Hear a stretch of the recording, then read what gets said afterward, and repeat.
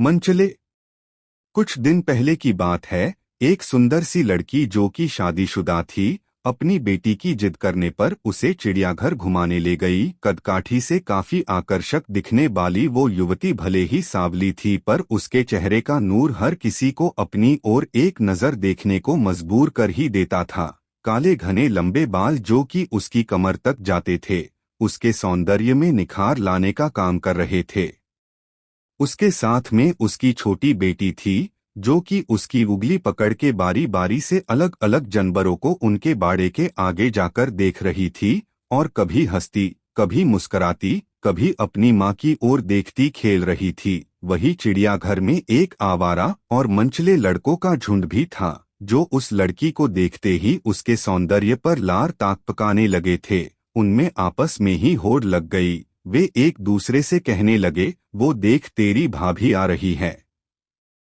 तभी दूसरा लड़का पहले वाले से कहता है, चल पगले, भाभी तो तेरी है, मेरी तो जाने मन है। ऐसे भद्दे और अश्लील कमेंट्स करते हुए वे लड़के उस लड़की के आगे पीछे घूमने लगते हैं।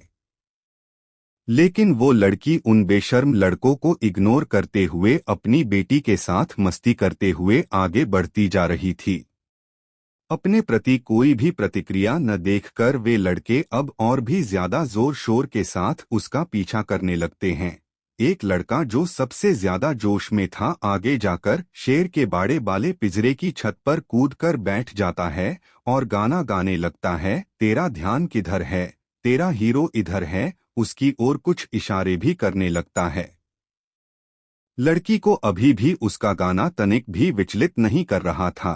ऐसा लग रहा था मानो उसे कोई फर्क ही नहीं कि ये क्या कह रहे हैं। वो तो बस अपनी बेटी के साथ मस्ती करने में मस्त थी। लड़की का ध्यान अपनी ओर आकर्षित करने के चलते जो उछल कूद कर रहा था, वो गलती से शेर के बाड़े में अंदर जा गिरा।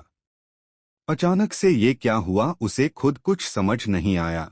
लेकिन जब उसे होश आया कि वो शेर के बाड़े में गिर चुका है, उसके पैरों तले जमीन खिसक गई। उसका गला सूखने लगा। वो चिल्लाना चाह रहा था, लेकिन उसकी आवाज उसके गले में ही दाब के रह जा रही थी। बहुत कोशिश करने के बाद वो अपने दोस्तों से मदद के लिए गुहार लगाने लगा, भाई प्लीज मुझे बचा लो दोस्त। लेकिन कोई भी उसकी मदद करने के लिए आगे नहीं आ रहा था।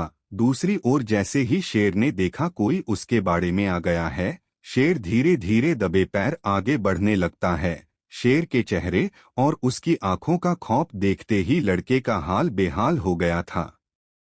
उसे तो लगा था शायद ये उसकी जिंदगी का आखिरी दिन होगा। बाड़े के बाहर बहुत से लोगों की भीड़ इकट्ठी हो जाती है और सब लोग उसे बाहर आने के लिए चिल्लाते हैं, लेकिन आगे बढ़ के कोई भी उसे बचाने के लिए नहीं आता है। शेर आगे बढ़ रहा था। तभी भीड़ में से आगे आते हुए उस लड़की ने अपनी शादी का एक किनारा जल्दी से बाड़े में फेंका और चिल्लाकर कहा, जल्दी से पकड़ो। लकड़ी ने अपनी पूरी साड़ी उतार दी और बाकी लोगों की मदद से एक छोर पकड़े रही। दूसरे छोर को पकड़ के वो लड़का किसी तरह से अपनी जान बचने में कामयाब हो गया। जैसे ही वो बाड़े की दीवार कूद के बाहर आया, वहां पर मौजूद सिक्योरिटी गार्ड ने गरजते हुए कहा, तुम्हें होश भी था कि तुम क्या कर रहे थे इस खूंखार शेर के बाड़े के पास? अगर ये बहन तुम्हारी मदद करने के लिए आगे न आई होती तो तुम अब तक इस शिकारी शेर के पेट में चले गए होते। सिक्योरिटी गार्ड की बात सुनकर उसने एक नजर अर्धनग्न ब्लाउज और पेटीकोट में खड़ी लड़की की ओर की। वो मन में सोचने लगा, ये सिक्योरिटी गार्ड सही ही तो कह रहा है, ये मेरी बड़ी बहन जैसी ही तो है, बल्कि उससे भी ज्यादा है। एक बहन ही तो है जिसने अपने भाई की जान बचाने के लिए अपनी इज्जत की परवाह किए बिना अपनी देह से साड़ी उतार कर मेरी रक्षा की। लड़के ने हाथ जोड़े और उस लड़की के पैरों में गिरते हुए माफी मांगने लगा, बहन मुझे माफ कर दो, मैं कुछ देर के लिए भावनाओं में बह गया था और अपनी मर्यादा को भूल गया था। मुझे माफ कर दो, आपने अपनी इज्जत की परवाह किए बगैर मेरी जान बचाने के लिए अपनी साड़ी तक उतार दी। आगे से मैं किसी भी महिला को अपनी माँ और बहन की नज़र से ही देखूंगा।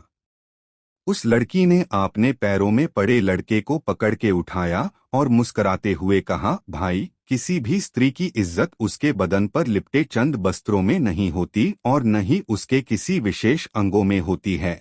ये हम इंसानों की मानसिक विकृति है जो उसे जबरन इज्जत के साथ जोड़ के देखते हैं, जबकि सच्चाई तो ये है कि स्त्री इज्जत तो उसके आचरण, उसके चरित्र से जुड़ी होती है। उस सुंदर सी दिखने वाली लड़की के आकर्षक मुख से इतनी मर्यादित और भावपूर्ण शब्द सुनकर वहां मौजूद भीड़ तालियां बजा उठी।